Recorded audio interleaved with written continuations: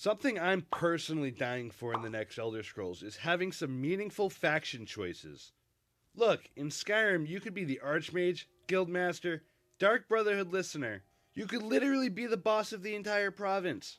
It's like Tamriel's running one big participation trophy program because you could do the same in Oblivion as well. But that's not what I want. Players want real consequences. Join the Thieves Guild?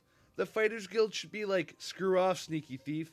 We need tough people, not hide-and-seek champions. Want to lead the Mages Guild?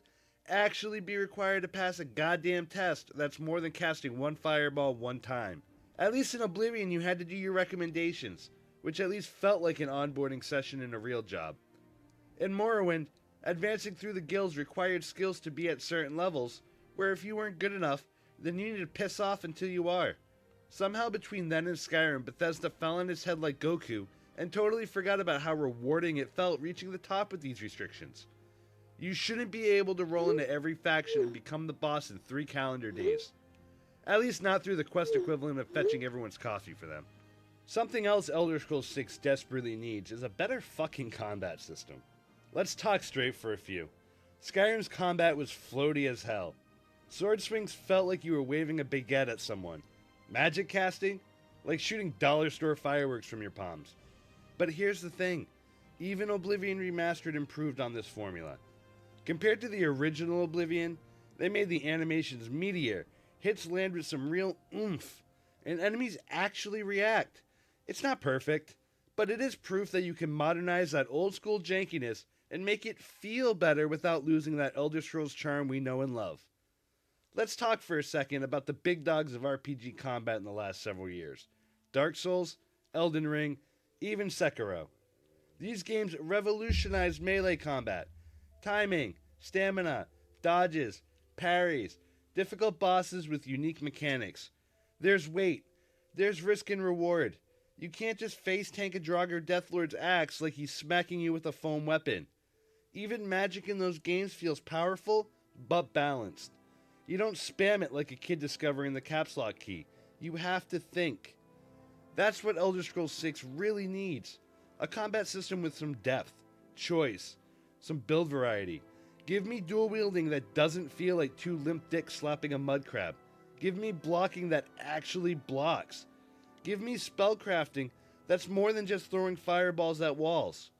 I don't want to feel like I'm gently caressing bandits to death. I want the violence to feel intimate.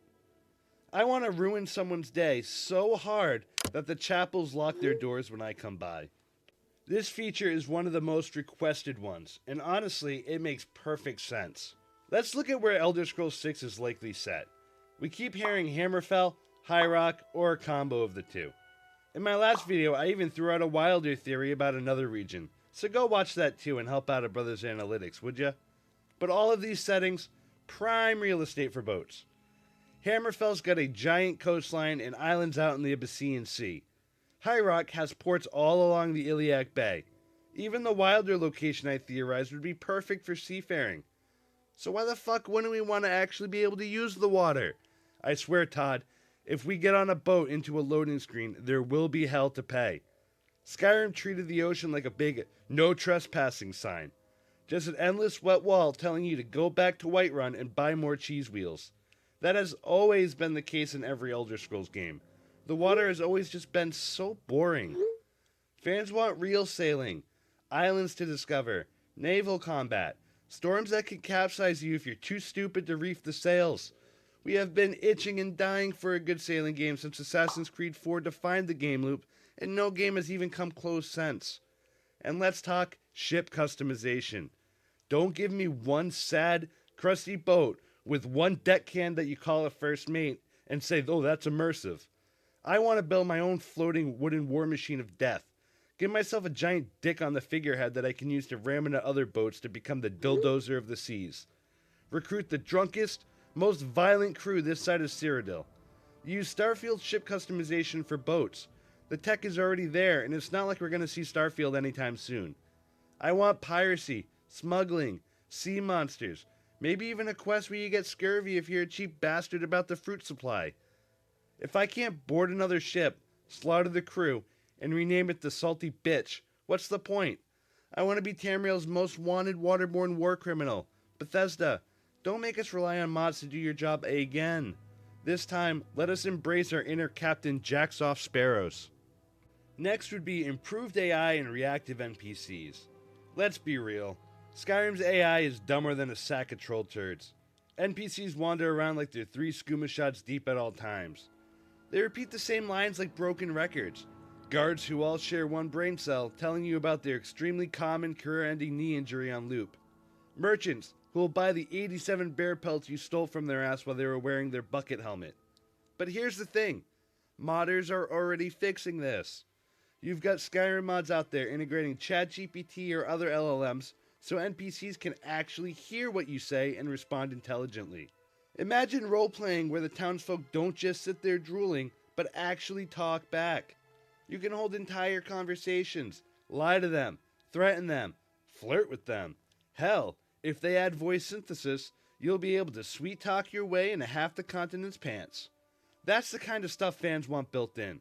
Bethesda, stop relying on modders to do your job for you, especially if you're going to be like Oblivion Remastered and limit modding potential. Because if I'm going to spend 300 hours in your world, I want the NPCs to do more than stare blankly while I'm confessing my plans to overthrow their Jarl and steal their housecarls. Let me talk to them. Let them react. If modders can do this in their basements with nothing but Mountain Dew, gooning, and depression, why can't you, Bethesda? Another thing we're really looking for in Elder Scrolls 6 is some deeper role-playing and real choices. Look, Skyrim treated roleplay like a sloppy handjob in the back of the Bannered Mare. No commitment, no payoff, just thanks, now screw off. You could be a vampire, a werewolf, the Archmage of Winterhold, Guildmaster of the Thieves Guild, Listener of the Dark Brotherhood, adoptive father of 2 kids you yourself put into orphanage, and the Jarl's like, greetings, traveler. It's insulting to anyone with half a brain and an ounce of shame. We want real branching quests. Dialogue that actually matters. Choices that lock you out of entire factions, piss off NPCs, get you banned from cities, or even hunted by other players' choices reflected in the world. And don't tell me it's impossible. Bethesda's done this shit before. Remember Oblivion? If you killed someone, guards would actually chase you, your bounty would go through the roof, and you'd get shanked in jail if you couldn't pay. The Dark Brotherhood literally sent you creepy-ass notes to recruit you if you started murdering people in cold blood. Morrowind would straight up say, hey dumbass, you killed an important quest giver. That quest's over, live with it. You couldn't just resurrect them with a mod or pray it away. The world reacted. Actions had consequences. Even Fallout New Vegas, which Bethesda published, and that we always have to remind them was a superior Fallout, lets you piss off factions so much they'd snipe you on sight. Choose NCR, the Legion wants you dead. Work with Mr. House, bye-bye Independent Vegas. You couldn't be everyone's BFF while committing war crimes. We want that back. There's a reason why everyone still talks about New Vegas to this day.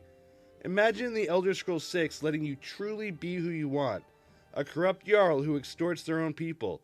A wandering scholar who refuses to fight but manipulates politics. A psychotic necromancer who turns entire towns into undead theme parks. Give us freedom. Give us failure. Give us the moral flexibility of a politician on coke.